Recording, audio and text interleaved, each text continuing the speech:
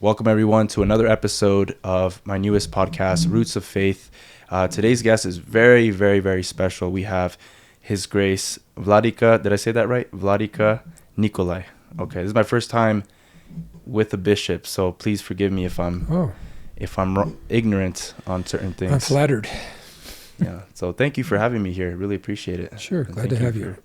For giving me your time. We just finished an excellent interview for Roots of Orthodoxy. We're here in Las Vegas, Nevada. And what's the name of your parish again? All Saints Russian Orthodox.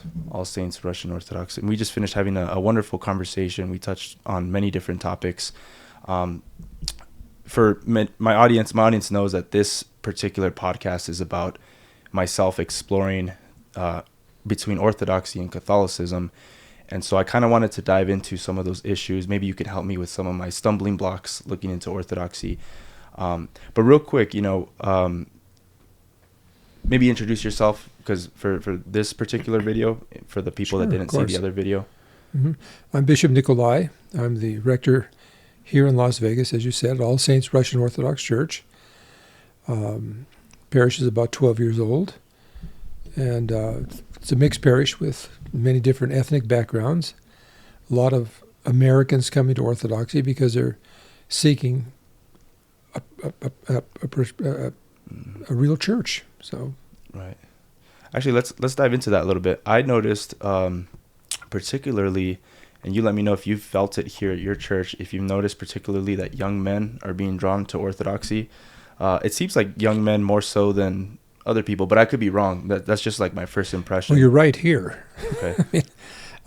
We just now have our first female catechumen that we haven't had for maybe a year. Wow. They're all young men. Wow. And actually, we have quite a few started at age 16, Mm-hmm. whose families had no background whatsoever with Orthodoxy, and they just started reading on their own and coming here. We still have, I think we got 3 of them right now that are going to be baptized pretty soon. Mm-hmm. So it's really, really encouraging. How do you think they're finding about Internet. Mm-hmm. Okay. Every one of them. Well, I actually haven't said this publicly, but one of the reasons why I started Roots of Orthodoxy is because I saw that there was a shift of young men in particular.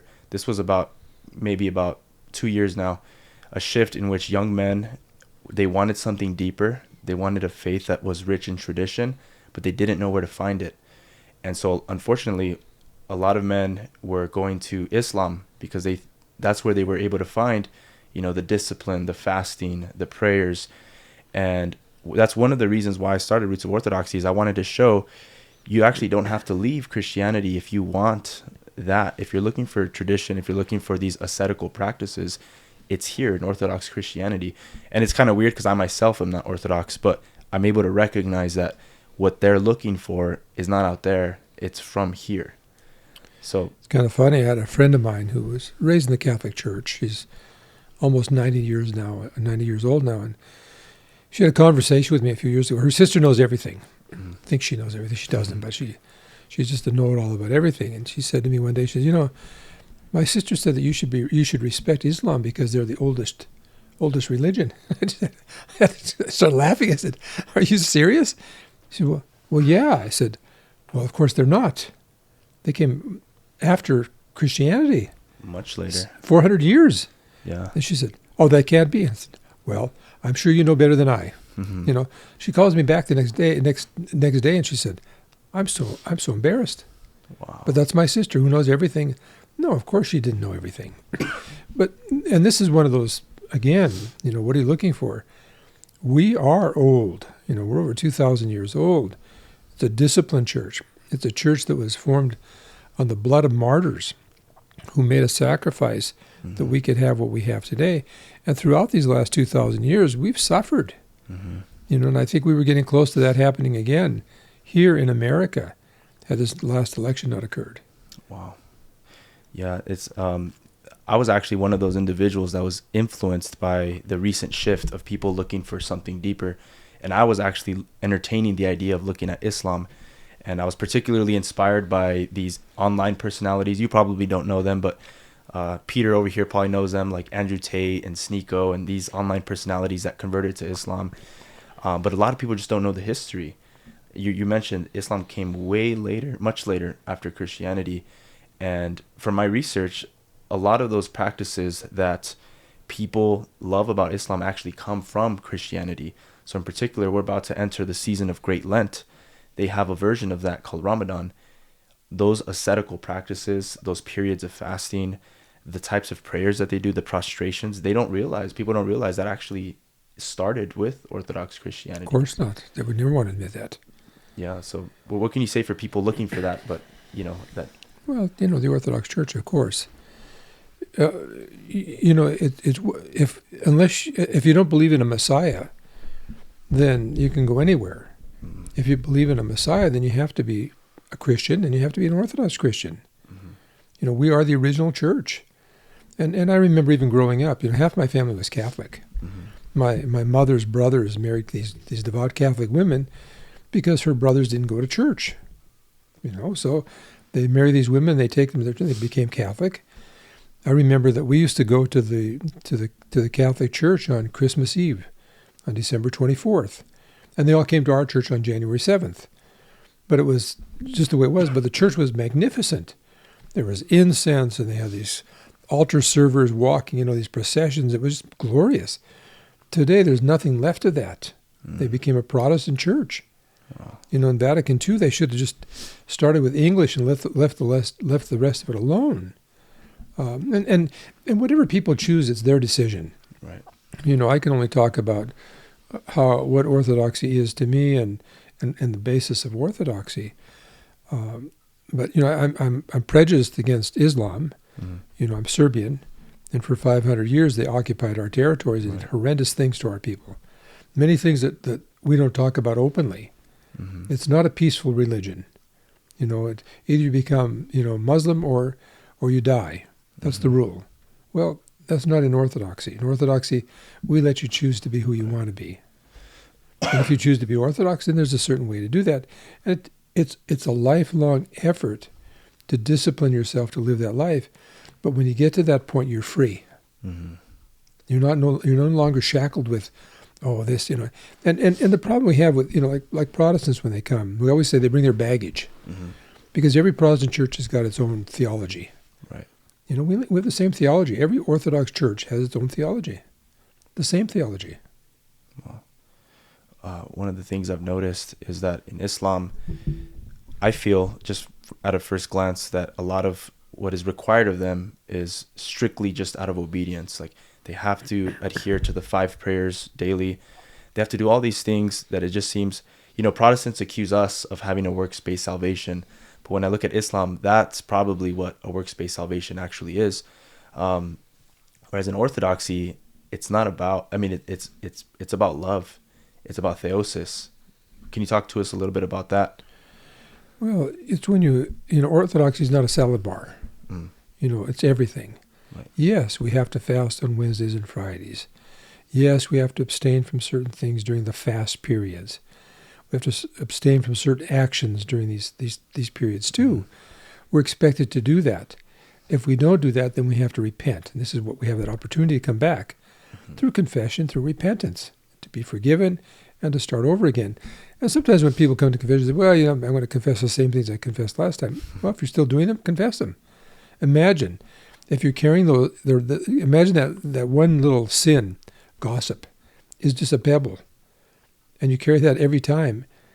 If you don't dump it out here at confession, it's going to be too heavy to carry. Mm-hmm. You can be burdened down. You can't do the other things you're supposed to do. So everything is there for us to have life out of love. Mm-hmm. But it's discipline too. Yeah, I can see that. With confession, it's interesting because it's a sacrament, but at the same time, I think even psychologically, it's helpful, even from just a psychological perspective, just for somebody to have somebody to hear them out on the things that, what are some of the patterns that you've noticed? It's interesting you talk about it. I was in private practice for a period of time. Mm-hmm. That's my background. And I practiced that very same strategy in dealing with people. Wow. They have to unburden themselves, which what is there. It's far more than just that one element that they're bringing there, that I'm having a problem with my husband or, my child is a smoking pot. There's more to it than that. And that's what it's a real opportunity to again, unburden yourself and to be free in Christ with that discipline of the life of Orthodox. Yeah, a lot of people, they don't, they undermine the power of going to confession.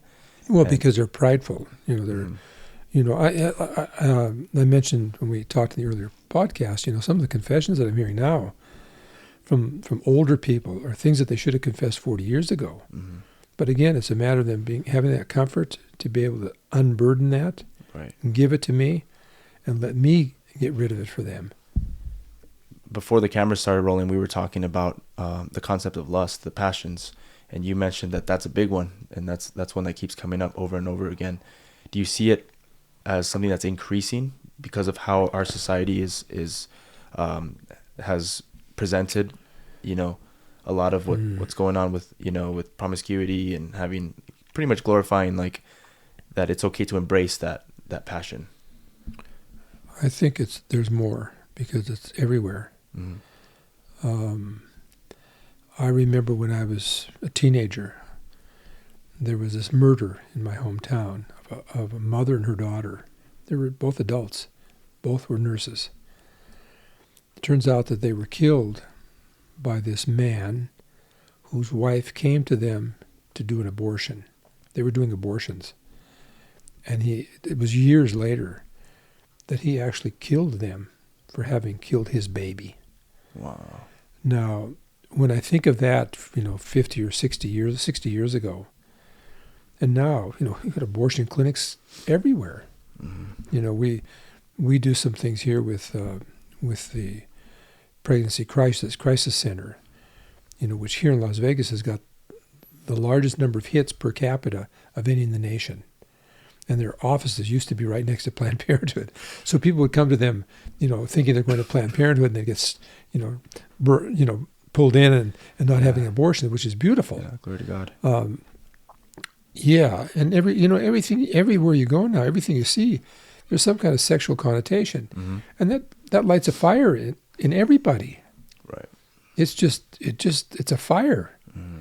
It's self-satisfying. It's pleasurable. So, and then if we don't have that control and that discipline, it'll consume us. Yeah. Pornography is, pornography with men is just awful. It's just, and if you allow that to continue, you can't control it. Right. You can, but it's a real issue. It's vicious, and it's, what was I going to say about that? One of the things is social media is a big one. If you go on Instagram, it's so easy to just be exposed to something, even if you're not looking for it. Mm. You're probably not on Instagram, but I'm not on Instagram. The only thing I have, I do Telegram because I get some things in the church, things in there which are nice too, and Tucker Carlson I like that too. So, well, even like YouTube, like on YouTube now, I've been getting ads like on the feed, and so it's become like. The algorithm just knows that it wants to tempt you, so they'll show you things, Of course, that's what it's meant to do. Yeah. There was a TV program that was on a couple of years ago called "What Would You Do?" Mm-hmm. And it was wonderful because they set these things up, these scenarios, in a restaurant. Kids are arguing, what are these people going to do? It was always kind of fun. There were segments, so I could watch like one segment and go to bed, feel real happy about that. So it just came back on the air again, so I thought, well, I'll tape these. And it's kind of a nice thing before I go to bed just to zone out, right? Mm-hmm. Not every day, but so now everything now is trans, homosexuals. So I delete it now. I'm not going to watch this. I don't need that temptation in my head. Right. Why are you doing that? Putting that on television? Our kids need to be innocent. Keep their innocence until they get to the point where they're exposed to that, but not us to push it. Yeah, and one of the things is the way the algorithm works is it's designed to form your sexual identity and your sexual proclivities. And this is interesting. This might be a little too much to say, but it's gotten to a point where it's trying to make people be attracted to the same sex or to trans, people. That the algorithms specifically target, and one of the biggest porn websites actually was caught doing this, showing specifically grotesque type of pornography to younger audiences because it knows it's gonna mold them into having a more of an affinity towards that type of sexual content.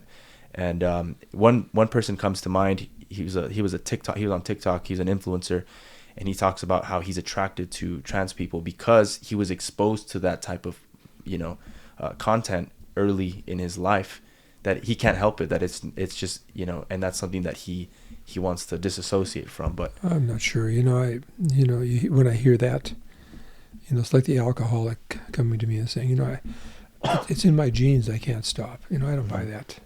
We're in control. You can say no. Right. We'll give you some tools to help you, but don't tell me you can't do it, because you can. Right. Anything can be overcome in God. Through Christ, everything is possible. What are some of the tools that you've... Prayer is the only tool. There's no other weapon. And to recognize that you can't do it. We can't defeat the devil. He's stronger than we are. Right. And he can't make us do anything we don't want to do. There's a great movie years ago. I don't remember what it was. I think it was Keanu Reeves and maybe Al Pacino. They were two lawyers, and the one turns out to be the devil, actually. And Keanu Reeves was this young guy they took in, and he got everything, money and power and everything else. And finally, in the end, he realized it was like repentance. This isn't the life you want to live. And Al Pacino, the devil, it's kind of choice. Hey, I didn't make you do anything. You did this on your own. And how did Keanu Reeves get out of this? He jumped out the window to commit suicide. Wow. And what do you do with that? You fall right into the lap of the devil. That's where suicide puts you. Right. Yeah, we have to struggle. It's Christ never said it's going to be easy. In fact, he said if we want to follow him, we've got to give everything up. We don't give anything up. We want more things and more abilities to do things. And you can do that. It's fine to do that, as long as Christ is first. If he's in the center of that. We had a family visiting here today from Boston. They came to liturgy because it's a holy day today. And I really complimented them. I said, it's nice when I have people show up. They're here out of town. And I try to, when my people, if I know they're going, I make sure they don't travel on Sundays. And they're wherever they're going, they're going to find a church, because I think that's what they need to do. Right. And his little boy served in the altar today, and it was kind of nice.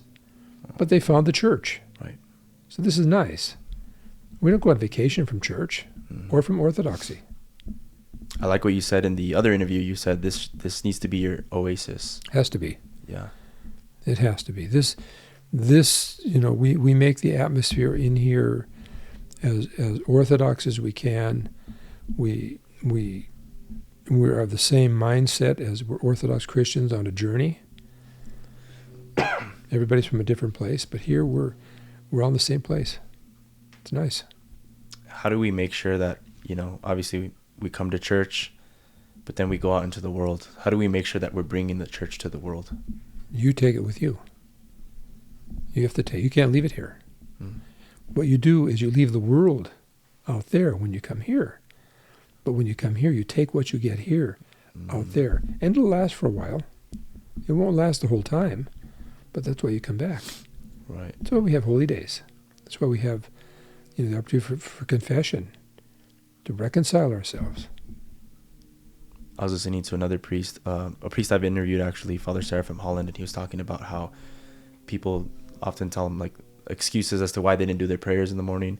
They're like, "Oh, Father, it's because I had to take a shower, I had to get ready for work," and he said it's better to go unbathed than without your prayers. So that really sticks with me now, and there's time for all of that. Yeah. So it just makes me. It gives me a perspective. How would it be if you're sitting here with me, and when you leave here, you say, "Gee, it was a nice interview, but boy, he really smelled. It was really dirty." Yeah. What kind of impression does that give you? No, yeah, priest, right? but as far as the effort of making it a priority. It is a priority. Yeah. You take care. Everything's in order. Right. Yeah, but that really stuck with me. To now, I make sure okay, the prayers, they're important. I got to do them first, but just get up earlier. If you want to do everything, just get up earlier. That's. Yeah, when young people say, "Oh, I was tired," I'm 2 or 3 times their age, right? Tired of what? Yeah, exactly. When I was that young, I didn't sleep for 2 or 3 days. The early years I was starting parishes and and going to school and working a secular job. Mm. That's how it was. Sleep wasn't important because I had other things that were more important. I wanted to ask you, because one of the things that particularly interests me looking at Orthodoxy is how have you seen the transformation of people's lives coming from a different, or maybe somebody comes into your church and they've never experienced Orthodoxy and then they become baptized. How have you seen the transformation of their life? Well, the first thing is they're stunned when they come to a service because it's like something they've never seen before. And you just have to kind of chuckle at that because, yeah, it's different. Mm-hmm. But if they leave their baggage, from where they come, their lives are blessed tremendously. Mm. But they still have those temptations of their family members. Why are you there? What are you doing this for? It's Christmas. We should be eating. And what? It's Wednesday. What's that about? Well, you have to take a stand. You're talking about Islam, right? Would they hesitate to take their prayers in public? No. Mm-hmm. And I push my people. Make sure you make the sign of the cross before your meals, no matter where you are. What do I care what people look at? You think I don't stick out dressed like this? Mm-hmm. So I make the sign of the cross. It's a better opportunity to talk, right? Yeah, one of the things I've been really emphasizing in my own life is just like we all need to be a living witness to Christ, and we do that through our actions and our commitment, and we're demonstrating we're not ashamed. We're not ashamed of Christ, and I'm not ashamed to do the sign of the cross before a meal. I know a lot of people they kind of hesitate. It's like, shoot, I don't want people to see me. I don't want them to think I'm like that into Christianity, but we have to, Like what other way is there? Well, I think there's a good opportunity now. I think our country's going to change. There seems to be that they're going to back off on this attack against Christianity. They were going after the Romans really hard, only because they don't know about us. Probably they would have been doing the same thing with us. I think that we've been fortunate, with the anti-Russia mentality, with some people, to have not had problems, because that could have been a case, And there have been some of those instances, but not like the Romans were attacked by the federal government doing the things that they were doing. But that's coming to an end. This government is pro-Christian and pro-First Amendment too. Say what you want to say. Mm-hmm. So I'm hopeful that's going to help us, because we're not subservient to the government. It's when COVID came, I was the only Orthodox church that didn't close my doors. Mm-hmm. I don't work for the government. I'm going to have services, and that's how it is. Right. Was I nervous? I was nervous. You know why? Because I didn't want them to come in here and arrest my people. For me, I don't care. Big deal, right? So I called my friend who was in Metro, and I said, will you be coming to arrest me? His answer was, not on your life. Wow. Yeah, but the sheriff here is elected, so he doesn't work for the county commission. They can't tell him what to do. Right. So, glory to God, you were able to remain open and continue the service. Well, they all could have stayed open. They didn't. Yeah. They were getting vaccinated and wearing masks and plastic spoons for communion. Well, what do you don't believe in anything, I guess. Yeah, maybe talk about that. Like, it's part of the life of Christianity, the historical Christianity, that persecution happens. Martyrdom has been the case for a lot of our holy, saints and, martyrs. St. Stephen, the first martyr, a witness to Christ, stoned to death. Mm. How do we, I pray that, if that time ever comes, that I have the courage. That's the answer. That's the answer. Because I don't know. Like sometimes I think you don't look for it. Yeah. No, you don't have to look. I think looking for it is prideful. Right. But your answer was right. That I pray that I have the strength. Pray that I do. That I will do that. Yeah. That I don't turn my back and I profess what we believe. Yeah. So, I think that's the only way to do it. Yeah. Yeah. I agree. Well, Bishop, I've taken up a lot of your time. I really appreciate you having me over at your church It's nice today. for me, since I don't look at podcasts. Kind of nice to to be interviewed for one.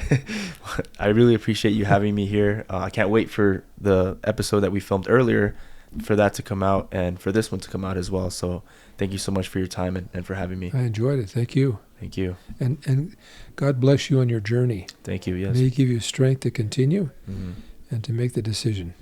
Thank you. Please pray for me. Sure. Yeah. Thank you. All right. That's it. Very good. Yeah, very good. Thank you so much. Sure, Thank you're you. welcome. That one's going to get us banned, but we'll see. Hmm? I said that episode's going to get us banned, but we'll see. You think? No, maybe. No, I don't think so. I don't.